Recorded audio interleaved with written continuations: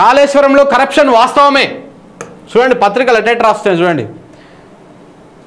కాంట్రాక్టులకు వేల కోట్ల అనుచిత లాభాలు, మోటార్ పంపుల సరఫరాలు అక్రమాలు, వాస్తవ ధర కన్నా 327% ఎక్కువ పేమెంట్, మార్కెట్తో సంబంధం లేకున్నా ధరలు ఫిక్స్, ఒక్కో మెగావాట్కు 60 లక్షల ఒప్పందం, నిర్మాణ సంస్థకు మాత్రము 2.57 కోట్ల చొప్పున చెల్లింపులు, 4 ప్యాకేజీల వివరాలే ఇచ్చిన నాటి ప్రభుత్వము, మరో 17 ప్యాకేజీల వివరాలు ఇవ్వని అప్పటి సర్కారు, ప్రాజెక్టు అవకతవకల ఎత్తి చూపిన కాగ్.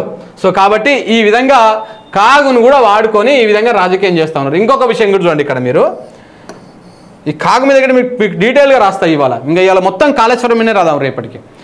కాళేశ్వరంలో టెండర్లు లేకుండా 30,000 కోట్ల పనులు చేశారు. ఒకే సంస్థకు కట్టబెట్టడంపై విజిలెన్స్ ఫోకస్ పెట్టింది. 3వ టీఎంసీ పనుల్లో భారీ అక్రమాలు, త్వరలో ప్రభుత్వానికి రిపోర్టు. ఏమంటున్నారు వీళ్ళు? త్వరలోనే ప్రభుత్వానికి రిపోర్ట్ అన్నప్పుడు మరి మీకెట్లొచ్చింది? అక్కడ ఈడీ చేస్తున్నటువంటి విచారణ ఏమో, మోడీ చేతిలో ఉన్నటువంటి ఈడీ చేస్తున్న విచారణ ఏమో మొత్తము అన్ని పేపర్లకు టీవీలకు ముందే వెళ్ళిపోతుంది.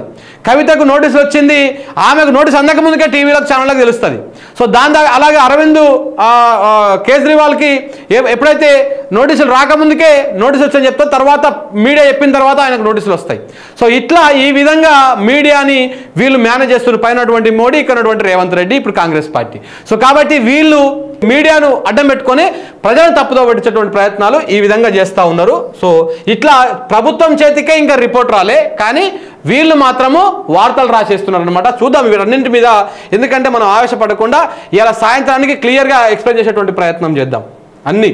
అన్ని పేపర్లో రాసి రేపు పొద్దుగాల మొత్తం కాళేశ్వరం మీదనే రాద్దాము.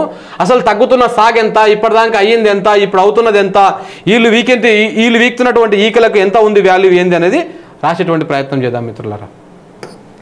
ఇక నమస్తే తెలంగాణ. ఒక్కసారి ఇక్కడ చూడ్రి, యూరియా కోసం బారులు తీరిన జనం.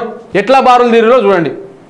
రాష్ట్రంలోని 10 ఏళ్లుగా కనిపించని క్యూ లైన్లు మళ్లీ మొదలయ్యాయి. ఓవైపు యాసంగికి అదును దాటిపోతుండడం, మరోవైపు ఎరువుల కొరత ఏర్పడడంతో అన్నదాతలు మళ్లీ రోడ్డుకెక్కారు.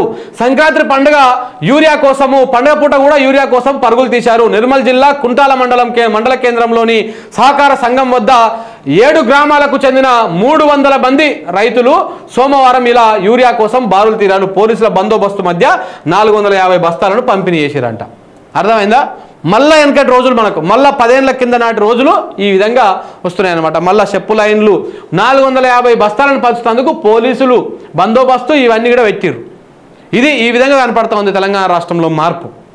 ఇక నీళ్ల కోసం చెక్ డ్యామ్లకు బాంబులు అంట. పెద్దపల్లి జిల్లా భోజన్నపేటలో చెక్ డ్యామ్ను పేల్చేందుకు కొందరు విఫలయత్నం చేశారు. సోమవారం రాత్రి చెక్ డ్యామ్కు కంప్రెషర్తో రంధ్రాలు చేస్తుండగా స్థానికులు గమనించడంతో వారు పరారయ్యారు. కాళేశ్వరం మరమ్మతుల పేర ప్రభుత్వం నీటిని తోడేయడము, భూగర్భ జలాలు అడుగంటడంతో యాసంగి పంటకు నీటిని చెక్ డ్యామ్ నుంచి మళ్లించేందుకు దిగువ ప్రాంతంలో ఉన్నటువంటి రైతులు ఈ చర్యకు పాల్పడినట్టు భావిస్తున్నారు. గతంలో ఇట్లాంటివన్నీ జరుగుతూ ఉంటాయి, ఇప్పుడు జరుగుతూ ఉన్నాయి మళ్ళా. సో కాబట్టి ఈ విధంగా ఉంది. పంట కరువు, యాసంగి ఎన్నుడే. రాష్ట్రంలో వేగంగా తగ్గుతున్న భూగర్భ జలాలు, నిరుడితో పోలిస్తే 1.47% తగ్గుదల. త్వరలో మరింత లోతుకు క్రమం తప్పకుండా చెరువులు నింపిన కేసీఆర్ సర్కారు. ఈ ఏడాది ఇప్పటికీ చర్యలు చేపట్టింది కాంగ్రెస్ ప్రభుత్వం. బోర్ల కింద సాగు కష్టమే, గాలకి ఇవన్నీ సోకేందుకు ఉంటుంది. ఈ చెరువులు నింపాలి, భూగర్భ జలాలు పెంచాలి, ఇట్లాంటివన్నీ ఏమి ఉండదు వాళ్ళకి. ఎంతసేపు ఉన్నా కాళేశ్వరం మీదనే ఈకలు వీకాలే, కాళేశ్వరం మొత్తానికి బంద్ పెట్టాలి.